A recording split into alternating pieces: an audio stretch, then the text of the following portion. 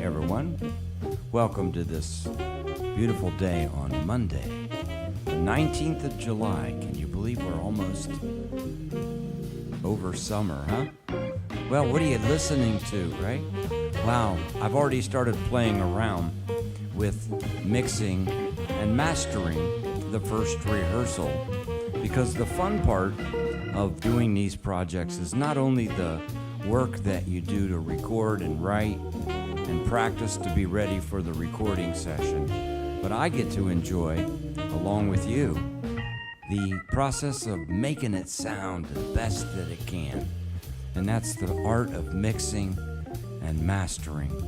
So today, we're going to take that first rehearsal, and we're going to kind of mess around with some parameters. But before we do that, I wanted to introduce you to what I'm trying to do with my Four Brothers project, and welcome to this public broadcast. This will be the last public broadcast because from now on, members only will have links to watch the show. And there'll be 2 more rehearsals, the whole recording session, and then all of the mixdowns. Those will all be in a private YouTube unlisted link. And so they'll be closed circuit. So if you go to my website, b3monaco.com, and you just visit the link that says Four Brothers right up on the top here. This is a new experiment of mine, by the way. So if you go to the link up here that says Four Brothers, it takes you to this project. And down here below, you can read all about it. Of course, you have an opportunity to become a member. And whether it's $30 for a ticket that you feel that's valued to you, or it's valued at $250, it doesn't matter. All members get the same benefits of watching all the shows. You'll be in the same broadcast room, so you'll be able to leave comments to us and other members, so you'll be actually helping us produce and getting ideas. And so please visit b3monaco.com and go to the Four Brothers Project. Become a member so that after today, all other broadcasts, you'll be advised and given links to join the rest of the members. If you just visit and you say, hey, I just want to help you guys out because we know CDs don't sell anymore and crowdfunding doesn't work, but we'd like to help you out. Well, we really appreciate it. You can always give us just a donation and send us a good wish. So we love that too, okay? All of this goes to the proceeds of releasing this project. Today they cost upwards $8,000 to $10,000 with fees with musicians, radio promotion, proper press promotion, product distribution, and of course you got to send all the things to the radio stations, to the press promoters. We used to be able to make that back with CD sales, but unfortunately that's been taken away from us. I know it's a nice benefit to belong to a music listening service, but unfortunately it doesn't help us directly. So members here, I thought this would be a great idea. You all can be a part of the process, you know? And listen, these are the members that have already joined. So you'll be joining a nice group of people that are my friends, fans, and now project family members of Four Brothers. I call it Four Brothers because Don Patterson with Billy James and Grant Green and Sonny Stitt recorded a project called Brothers 4. And because the band members are all from Columbus, Ohio, I thought it would be cool to call the project Four Brothers from Columbus. So you could become a member of Four Brothers. If you missed the rehearsal, well, it's right there on the website. You can actually check the rehearsal out and watch the first rehearsal because it is public. Here it is right there. I'll keep that kind of quiet. You could see that the band was rehearsing. I think I'm going to change a few camera angles and maybe move Kevin closer to Willie so I could center that camera. And isolation purposes, no problem, because the guitar amp is isolated in a separate room. He's listening to himself through cans. Willie, obviously he can hear himself, but we all hear him too. And back in the right camera there, you're looking at Eddie Baird, and I'm going to move to the side view camera so you'll be able to see him and I much better. So I'll have the next one free. I'm sorry, the angle's changed, but you know, in the broadcast, I can actually send a few links. Here's the link to the little YouTube broadcast if you missed the first one. And of course, I could send you a link to the website too. Let me go here. This is a Four Brothers link, by the way. Yeah, glad you joined me on this Monday afternoon. And there's a YouTube link of the rehearsal. And there's that. All right, so you're seeing the page and all the things that we're doing with that. Let me go back to the Mixdown page and say, hey, there I am. So I'm going to get out of the way a little bit here. Whoa, we're moving the Mixdown. Whoa, get that camera. Oh, I'll get out of the way. See, I'm going to come up here. Yeah. Let me make that a little smaller.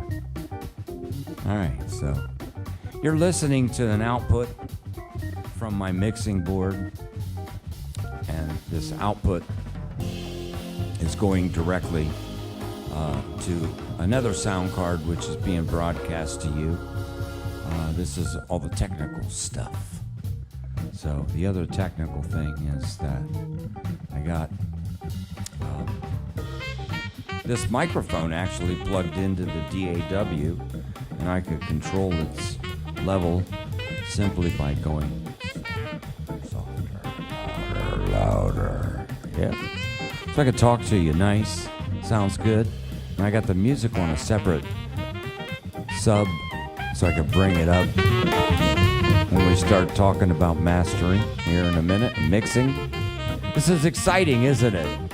Well, members will be able to continue this with me. We'll do the mix downs, and we'll do all the rehearsals, and you'll be able to leave comments just like you're doing that right now. Say, hi, Darlene. How's it going? Let me go refresh my other Facebook feed and see if there's anyone there, and, so I can say hi to them. Make sure I got this muted. Yeah, hey, there we go. Hey, Luigi, ciao. Come va? Tutto bene? Luigi's gonna do the Four Brothers art. Yes, it's gonna be great, man. We're gonna have some surprises for you.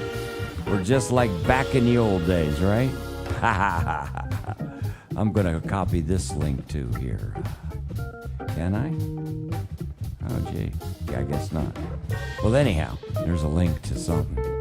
All right. Well, welcome aboard, Luigi.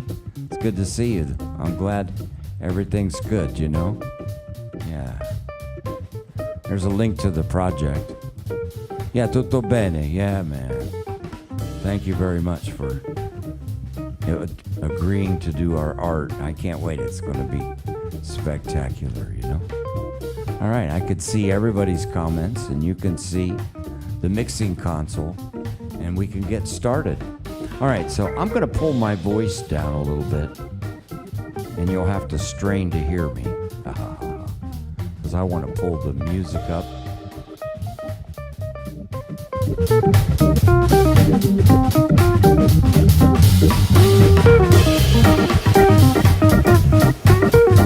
All right, that's mastered level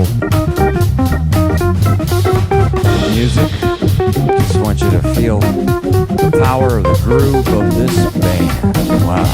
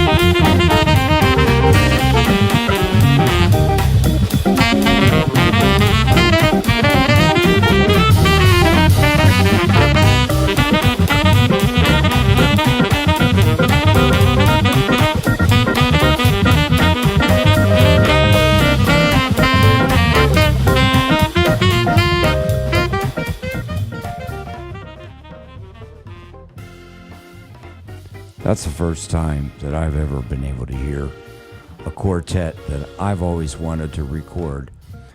It's different when you record a quartet because you have a saxophone and you have a guitar player. And with the guitar player going, what ends up happening is you got to be careful who's comping when, because you could step on each other quite easily. So it's really cool. I'll take you through a little bit of what I'm doing. This is already a template that I've been developing over several shows, as you well know, that I can broadcast and mix. I'm not mix, but actually record while I'm broadcasting all the tracks onto an SD card with my new Tascam board. Behind me, you're looking at the television monitor that I use to communicate with you all when we're doing a broadcast or when I'm doing other things. And next to it is a computer, and behind that is the Tascam board. You could see just a little bit of the patching on the top, right behind me there. Well, it fits an SD card. Today's technology is amazing. At 48K, 48,000 kilohertz, 24-bit, I could put all the tracks for 60 hours, individual tracks. When we look at this project, I usually don't record many tracks because I found that less is more, and you'll see real soon that you may find real soon that you agree with me. I don't do anything in the mixing. I've said this before. I don't like to add anything. I like to do all subtractive stuff to my project. You're looking at the page that's basically the track template. So if I was ever going to be doing not video editing, but track editing, like maybe fix a spot or alter a spot or change a drum break or move a bass note, I have the ability with this program to pretty much, increase. So it doesn't matter what DAW you use. That's not really something you need to worry about. If it's able to keep up and play with 48,000 kilohertz, 24-bit, it's not the DAW that's the problem. You got other issues. DAWs are just built to channel data and process it if you choose. So I run many, you'll see here, I run a web of stuff with these few channels that we have to control the whole gamut of frequencies for every instrument. But I do it always in a way that's subtractive. I like to remove things, not add things. So that seems to be, hey Dave, hey Eugene, how are you? Brian, Darlene, good to see you. Who else do we have? Luigi's here.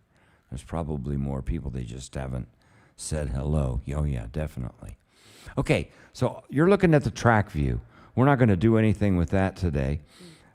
But the tracks that we're listening to, I must say, they're just of that first rehearsal video that I showed you at the beginning of the broadcast. So they're not final takes by any means. I'm going to move the console track into view because that's where all the magic is happening. And we'll go back through.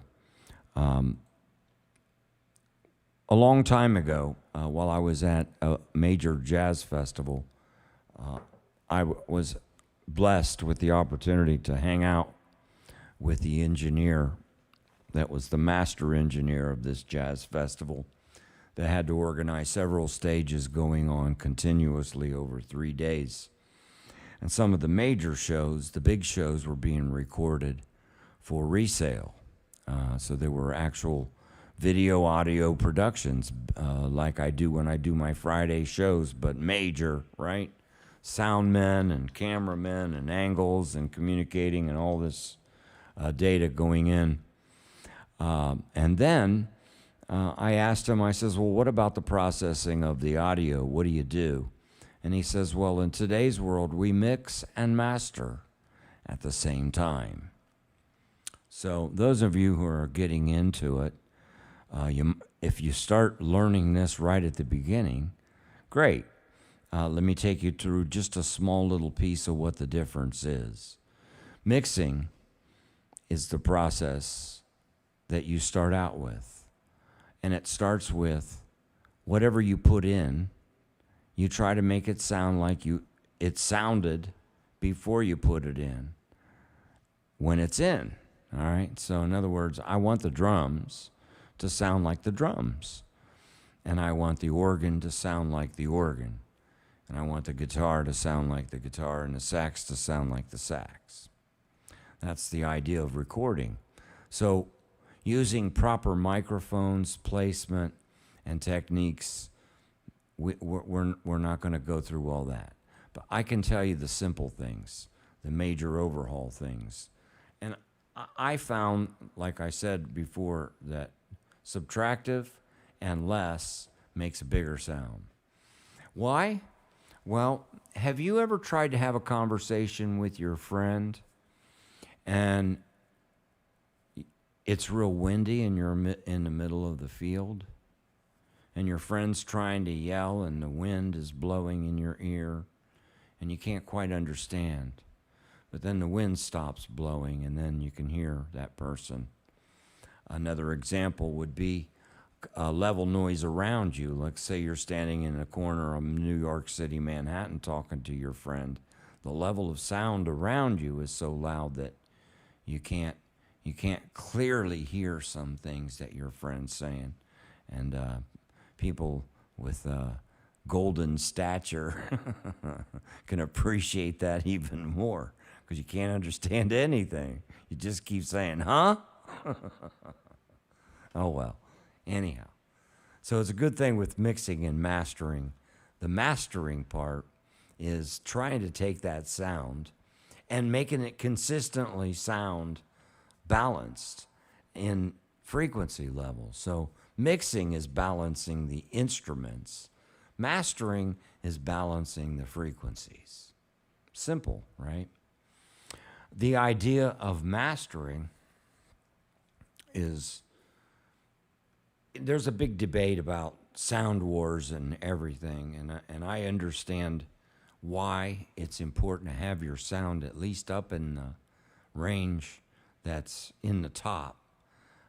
The purpose of that is it stands out in the mix. Now, you can actually crank like a vocal track if you had no music and other things and other frequencies involved, just the frequency of the range of that person's voice. You could crank it so loud because you don't have all that other traffic noise or wind noise.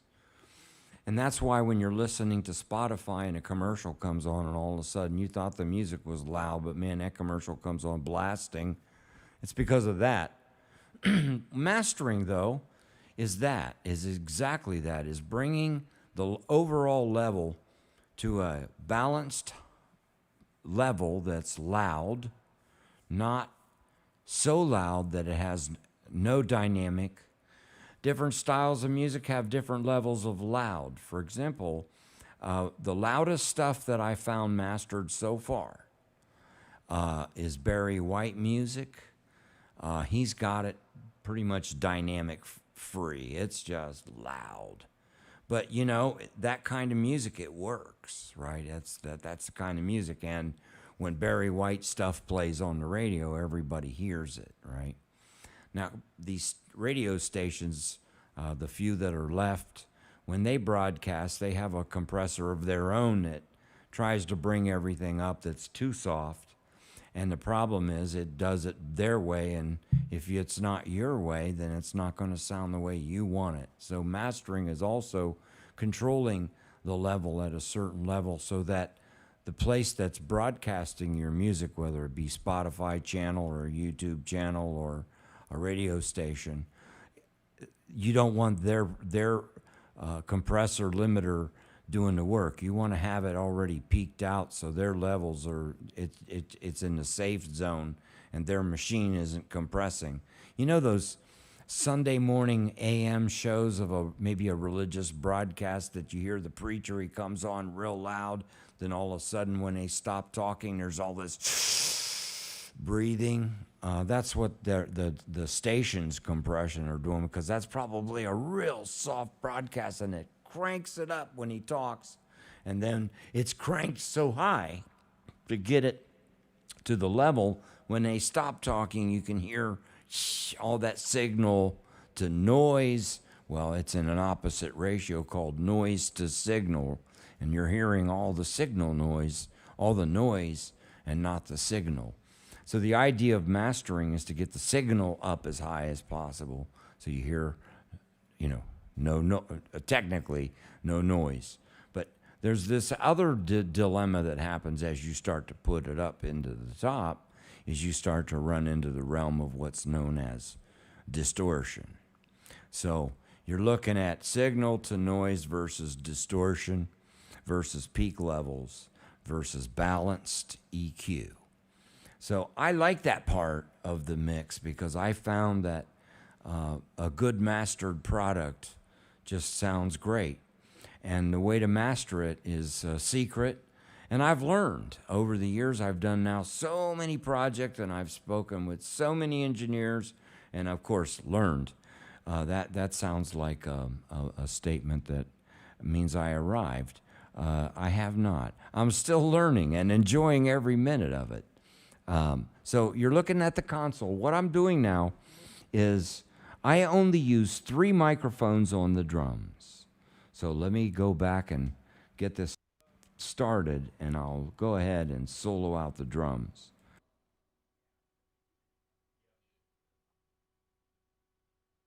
Wait, I guess I can't do that. Can I solo me? I can solo me and solo the drums. Hey, is it going to happen?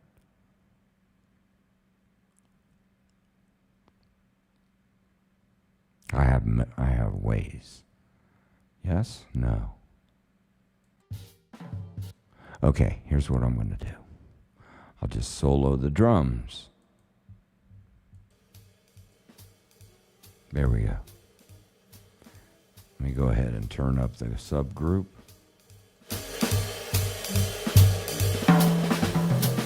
So I just have one mic on the kick, and I have one on each overhead. Now, what I'm doing in order to create the ability to control the balance of the drum is you can break the frequency ranges into different frequencies. Let me get my multi-band compressor here. So I'm opening up what's called a multi-band compressor that I'm using, but I'm actually not using it as a compressor at all. I'm just using it to break the drum frequencies off into 5 different ranges. And I found the spot where the cymbals are. You see, that's the drum set, but I've soloed now just the frequency range from around 1100 all the way up. Okay, so here, no, it's actually at 2100 all the way up. So watch this. If I want to turn down the cymbals right now, I got them at -1. See how it's not really affecting the rest of the drum kit. So I found out with Willie, he likes to hear more snare and less maybe cha-ching. So by pulling the drums down just 0.1 dB and the rest, leaving the rest of the set alone, that's the only parameter that's working. See? More cymbals, less cymbals. So I'm following my rule of thumb. First rule of thumb is I haven't added anything to the drums. I just took away a little bit of the highs. And that's called a shelf, by the way. So I just put a shelf from that frequency of 2100 on up, and I'm cutting it down just 1 dB.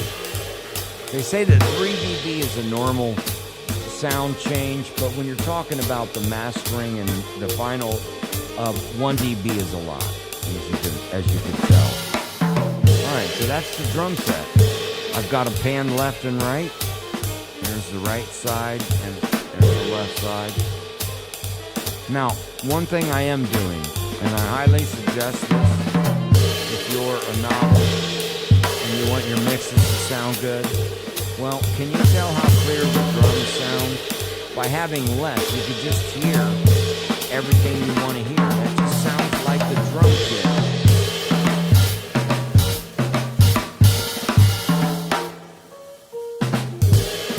using very little bit of reverb, and the reverb is only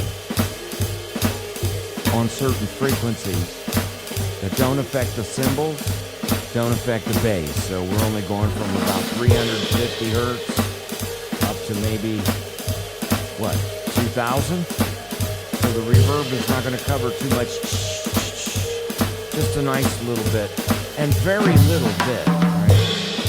Because I don't like too much reverb. All right, that's the drums. Let's listen to the guitar.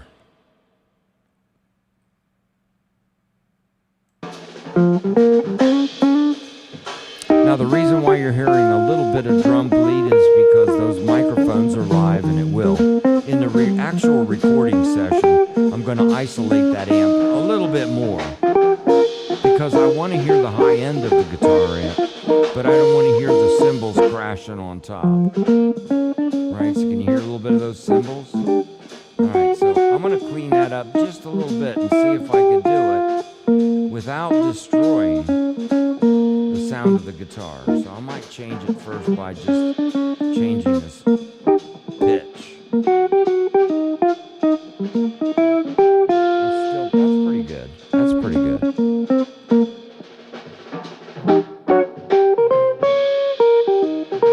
See, I got a little bit of that cymbal out of there, and that's going to help because then it won't waver in the final mix, you see. But actually, I would still like to hear a little bit more. So I'm going to do something in the actual recording to isolate that a little bit better. Okay, let's get to the sax sound.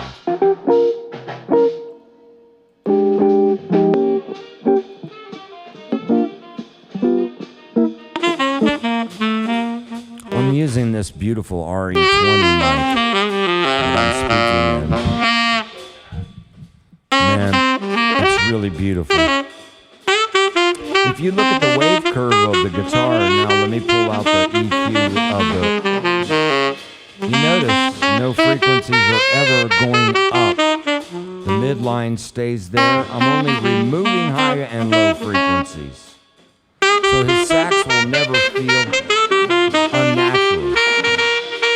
And I gotta change this gate threshold a little bit.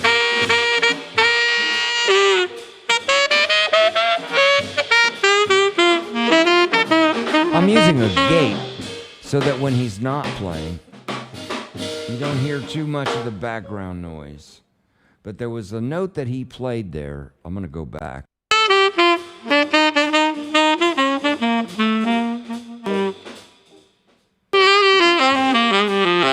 Okay, did you hear how that didn't come in, like sounded choppy? Well, that's going to sound like that in the final mix. So I got to fix that. I'm not very good with this technology, but I'm going to find out how to fix it. Let me find this spot. It's right here. Right there. Okay, you hear that little click? We've got to fix that. I think it has something to do with the attack. See, it needs to be more, so maybe the threshold. Maybe bring it down. Yeah.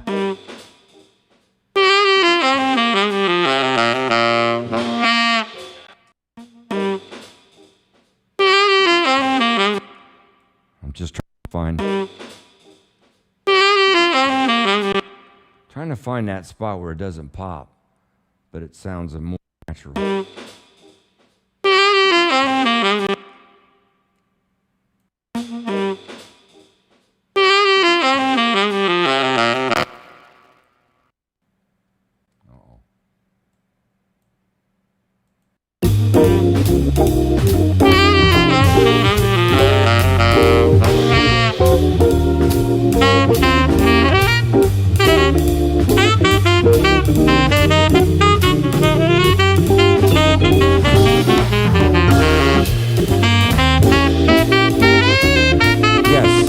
Show you the mono sound.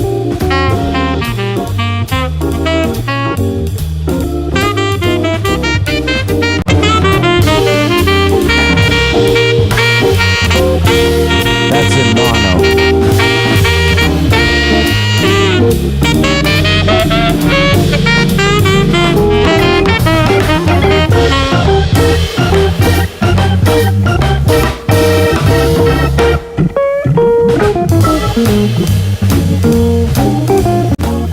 That's stereo.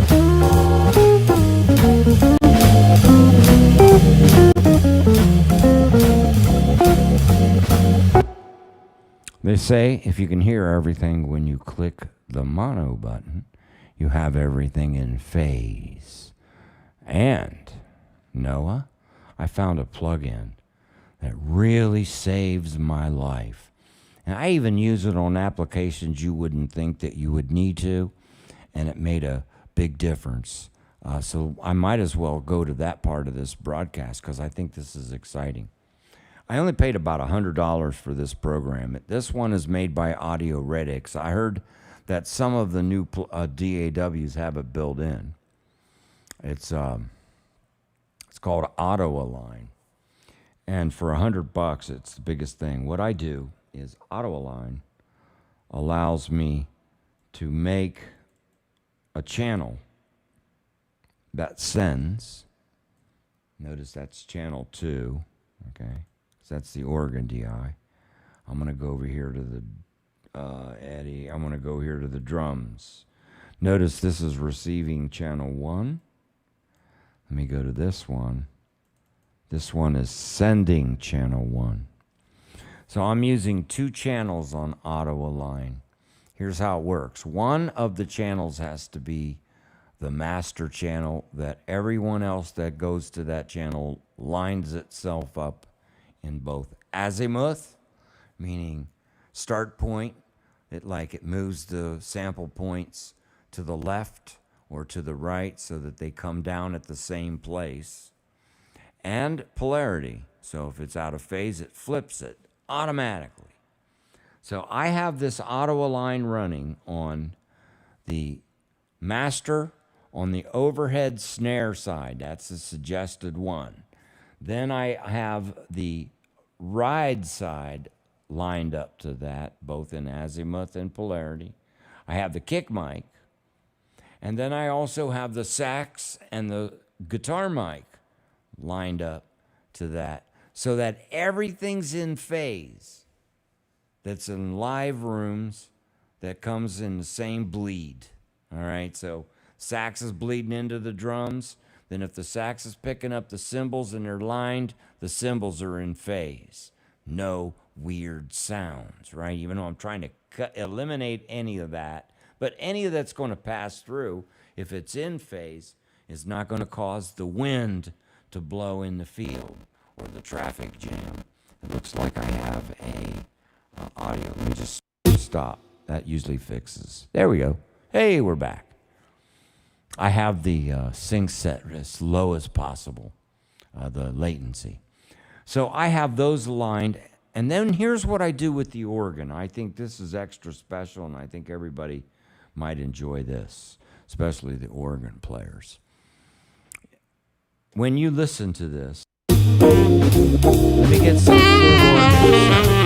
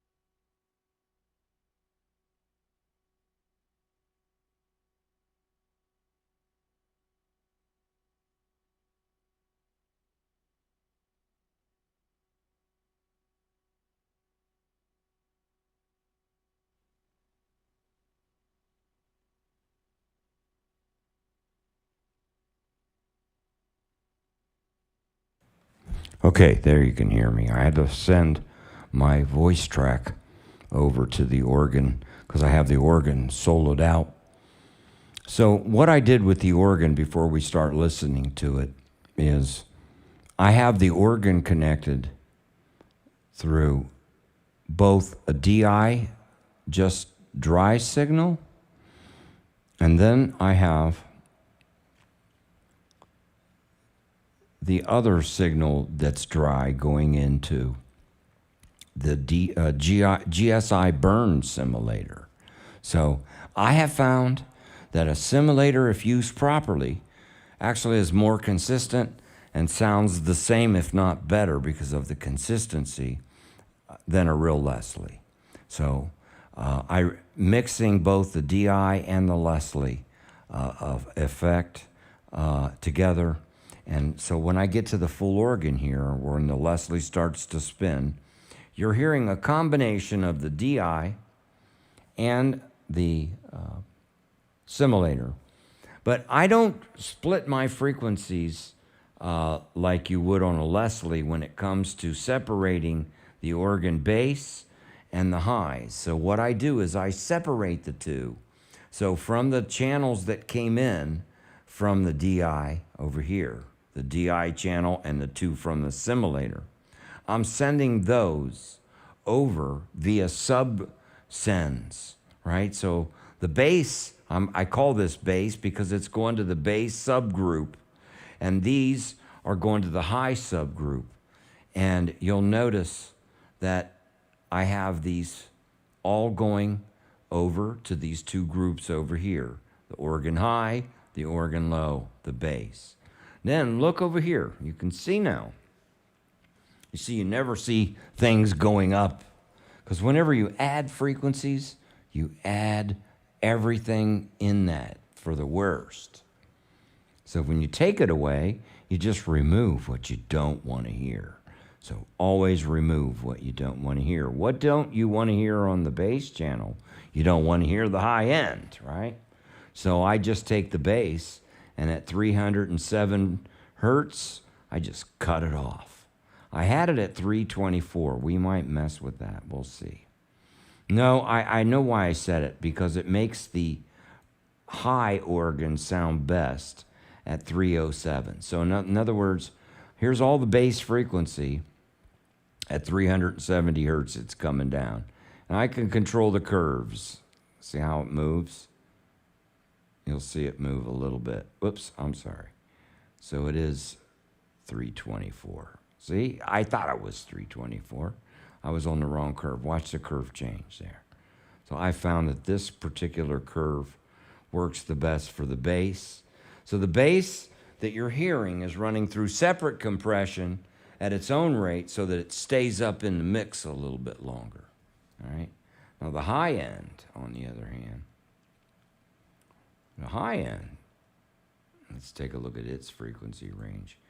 I got it starting at 320. I'm actually having it come down a little bit lower into it, you see? Because I like a little bit of that depth of the low end.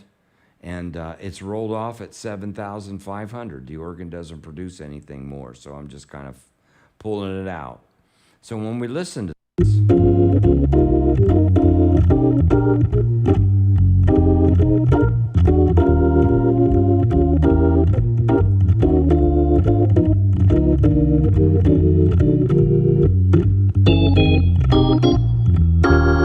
here comes a Leslie.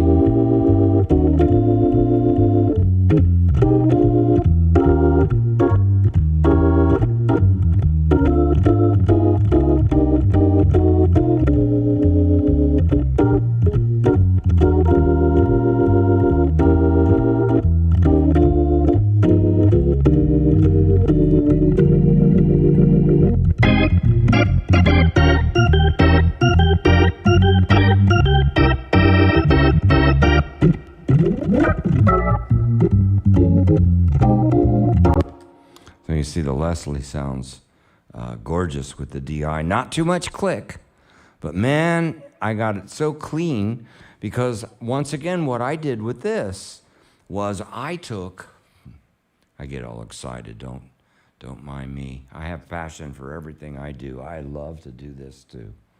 So I make the DI the master here, channel 2. Let me show you how it works, okay? So when this plays this DI channel, see it's sending now because it's not going to try to line itself up to anything.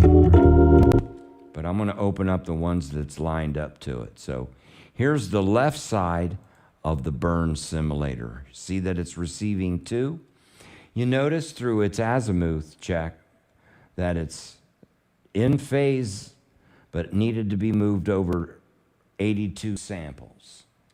Here's how it works. I'll let it reline itself up.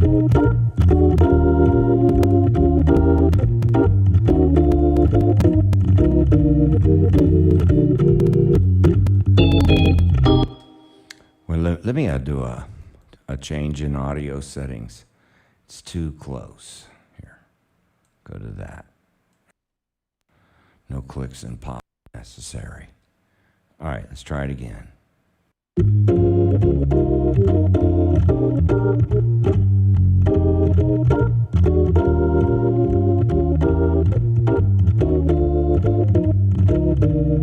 So it's saying 265 this time. Let's do this one.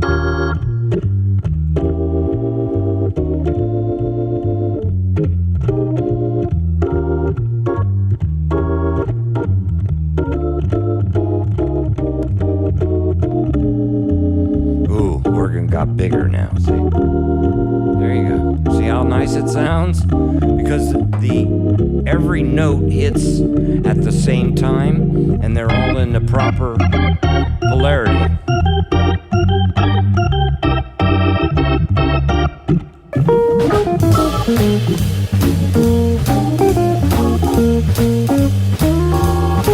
There you go.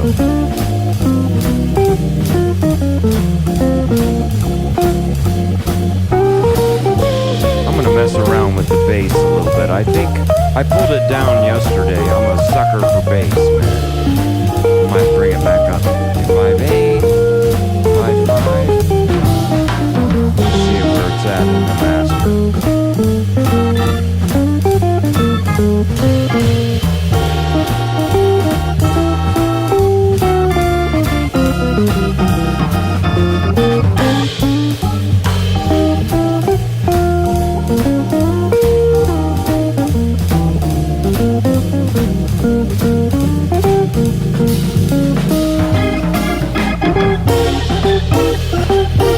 Just made it a little brighter.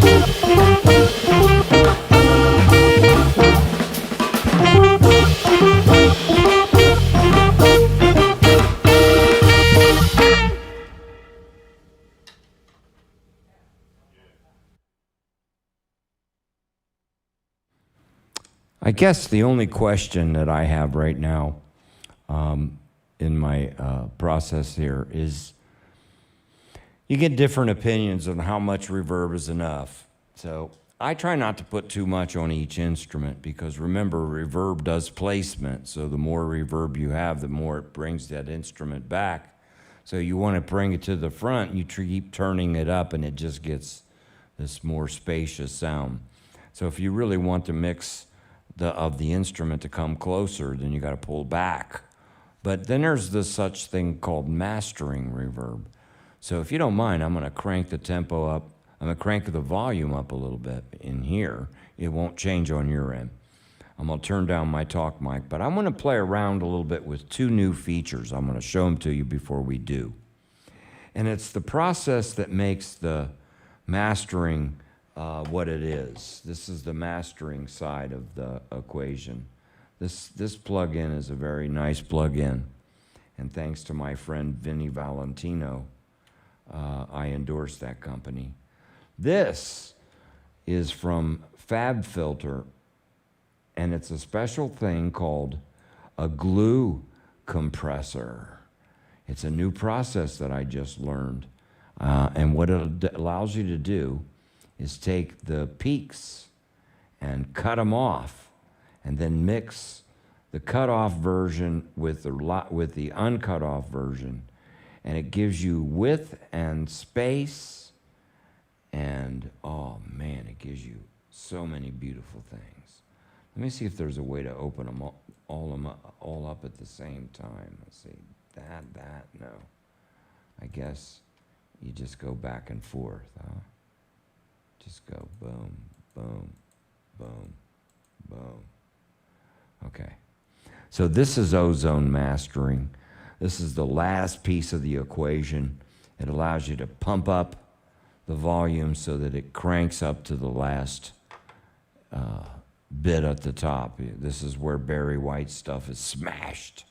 But there's a special kind of compressor with a little bit of EQ, but I'm not running the EQ because I'm doing it all naturally from the plugins. I don't need to add any more. And so this is just for our volume maximization. And this is the glue compressor. So I'm going to start playing this a track again. And I'm going to mess around with those two features. And let's see what we get. 1, 2, 3.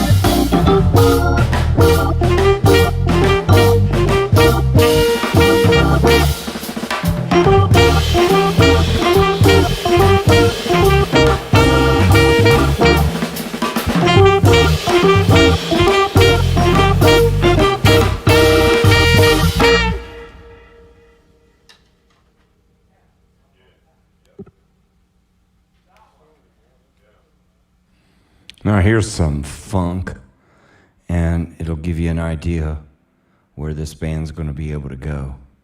So I hope you're enjoying this. Thank you very much. Please join the membership. That's important because I need your support. This is going to be a big project. It's going to get a lot of recognition when you hear some of the original tunes that we're going to be recording and some of the classics.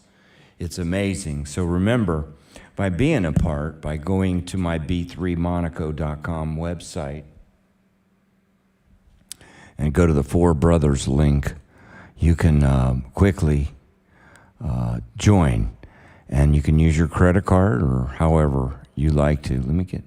I can't get to the page. There we are. Whee! There we go. Let me go to the top. So when you go to b3monaco.com, if you notice there's a link down there in the information section of the broadcast. If I sound drunk, it's because I have the latency of the microphone coming through the speaker. Those of you who know, trying to record with a computer with a zero latency processor method is impossible. So I sound drunk because I'm trying to match myself from what I hear. Sorry about that. It's kind of interesting.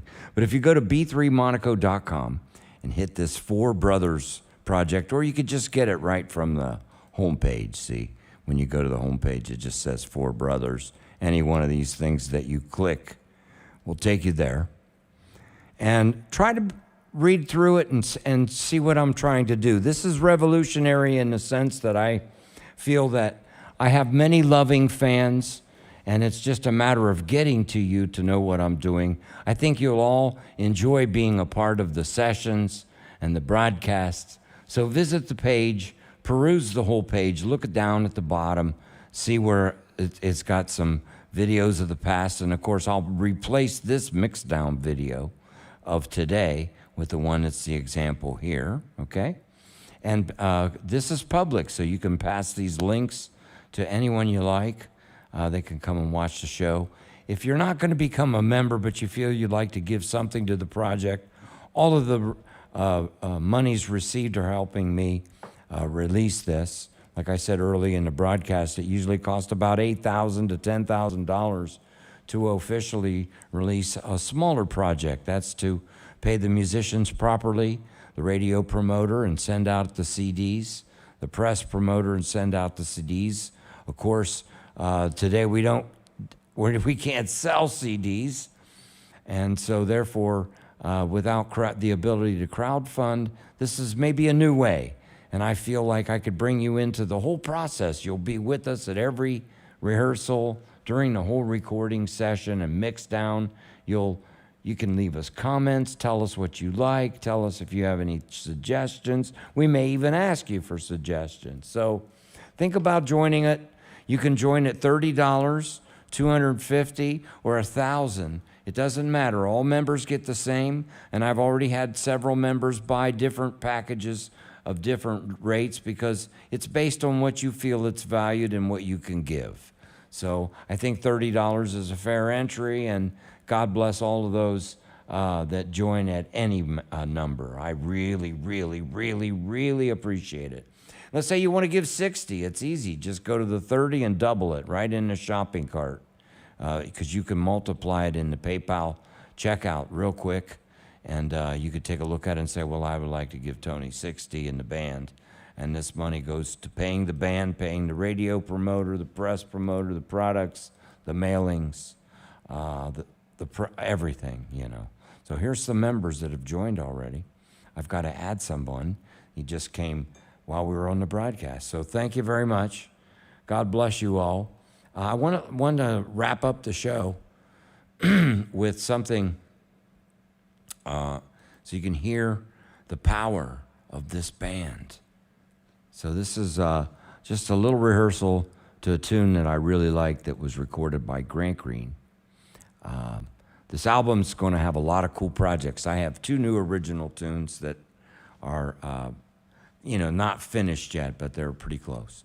So thank you very much. We'll see you later, and enjoy just a little bit of Jan Jan. Now remember, this was just a rehearsal when we were testing, and this is my first time to really get to hear the sound of what this project is going to sound like. So here's a presently mastered version of Jan Jan from the rehearsal. Thank you very much, everybody. God bless you all. Enjoy. See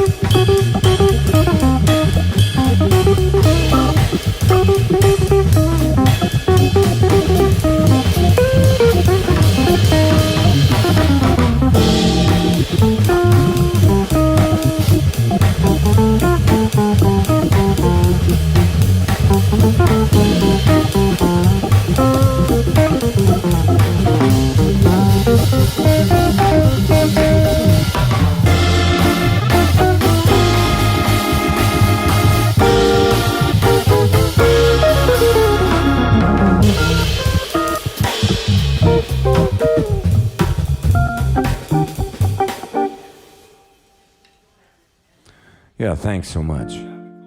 God bless you. God bless you all. And we'll see you again, okay? Thanks for joining me. And I look forward to your comments. And we'll see you on the membership side.